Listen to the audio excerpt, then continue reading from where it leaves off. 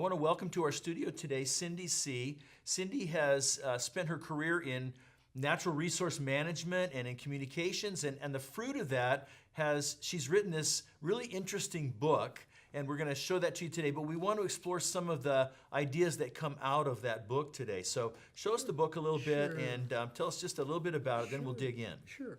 My book is called Return to the Wilds, and it's a dystopian youth fantasy. It envisions a future civilization of city-states that have grown all over the world, and we're in a kind of a peaceable time, but we're very reliant on technology, and we live in a very protected, built environment. But there are a few remnant wild places left, and a small group of kids, they're basically biology students, have been allowed to visit these places. And most of the story turns out to be their unique project to save these places from a plot. Okay, interesting. So it's the interesting juxtaposition between this built, civilized environment and these wild places, and the kids are going to engage in both places. Absolutely right. So that's interesting. So it raises a question in my mind as we think contemporary civilization about Americans and about our built environment and our relationship with nature. Why do you think people are so in awe of the natural world? You know, it's really interesting. There does seem to be something inherent in us that really loves nature, that loves wild animals.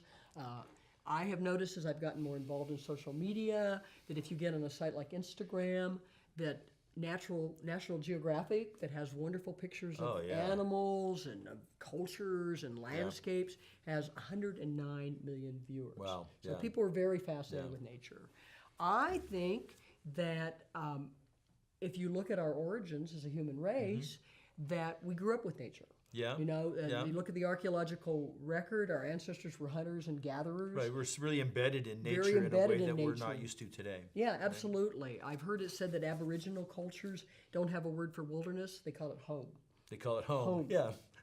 So, you know, that's built into our consciousness. If you look at more Aboriginal cultures again, there's a basic respect for nature in their religion or their spiritism. There's usually some attempt to respect or to placate nature. Right, exactly.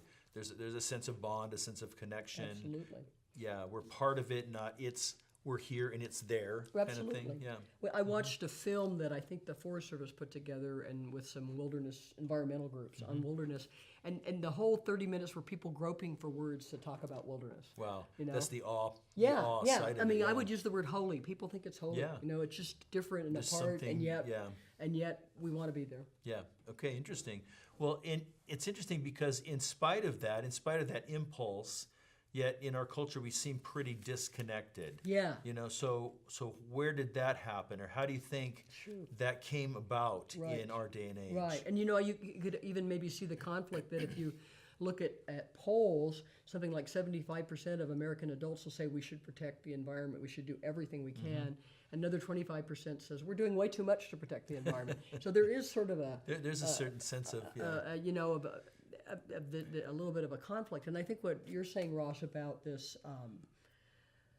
this being apart and separate from nature, I think that's happened in our history too.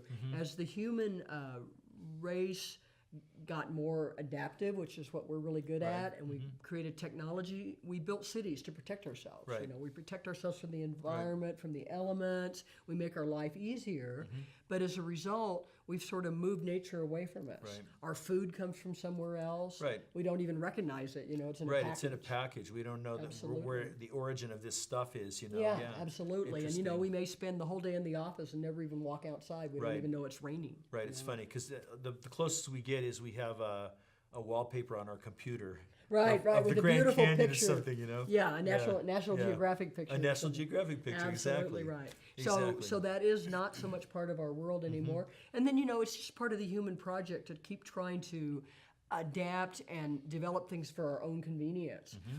I wrote a paper one time for an anthropology class on technology through time, and with every what am I trying to say? Every chapter of civilization, people would create some wonderful technology, and then it would recreate them. Right, like the Industrial Revolution is an example of that, right? Absolutely. It created ways to mechanize processes that previously had been done by human hands, and so it totally changed their relationship with Absolutely. how production occurs and Right, so and forth. over you know. time, as we've relied more on our technology, again, we're further from nature. We can zoom across the highway, 85 miles an hour, and it's just something going by us. So Right. it's not very much part of our lives anymore. Yeah, that's really interesting.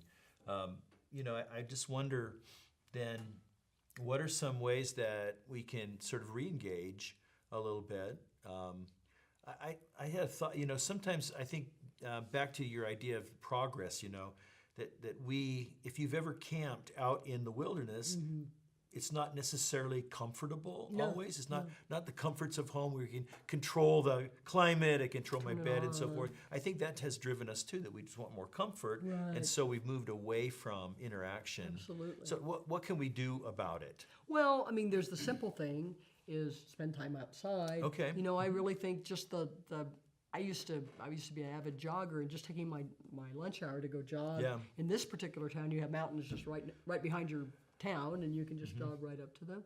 And if you do that, or if you camp out like that, I think you're right, Ross, that you'll find that I'm not so comfortable. But when you go back to the town, you'll say, wow, something's changed. I have Something's a different different. perspective. Yeah. It's like it is something that we need. So that's a simple thing, spend time outside, Right. do a camping trip, take your kids to a park. Get out of your car. Yeah, absolutely. Get out of your car. And then I think, there's sort of a win-win for the environment when you do that, because I was for years and years lived in Washington, D.C., which is a very big, congested city. But I discovered that I could actually commute to work on a series of bike paths. Right. So I spent 2 hours outside every day. Yeah. And I think it just gave me a different perspective. And of course, there's health benefits with that, For sure. rather than sitting on the subway. So that's a key thing. And then I also think, read what the scientists tell us about climate change. I mean, we are impacting our world. Right. And we don't want to leave a bad world for our children. Right. So at some level, we should probably engage in reducing our damage to the Right, environment. right, and thinking that through, being a little more intentional about it, Right. and a little more.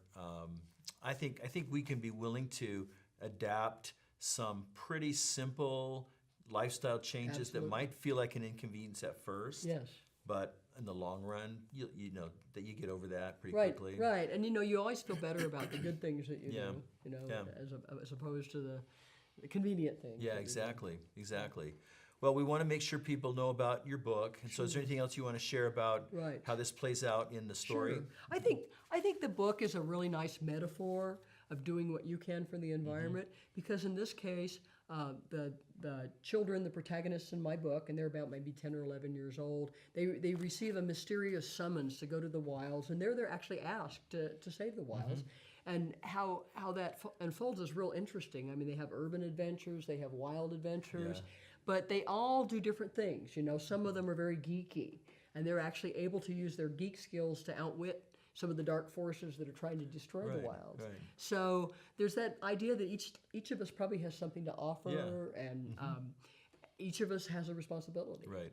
It's a dystopian environment, but it sounds hopeful. It is hopeful. We Okay. end on a note of hope. All right, that's really encouraging. And that's how we'll end today as well. We encourage you to look at the article below this where you'll see a link to the book and some other related resources, and encourage you to talk about this with a friend, with your family, with a mentor, to think through what is your relationship with the natural world. Thanks for watching today.